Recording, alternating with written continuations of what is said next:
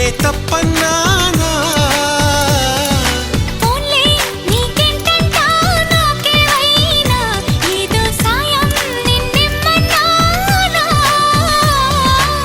వలపంటే నిప్పు లాంటిది కలకాలం దాచలేనిది సలహా విని ఒప్పుకోవే ఇకనైనా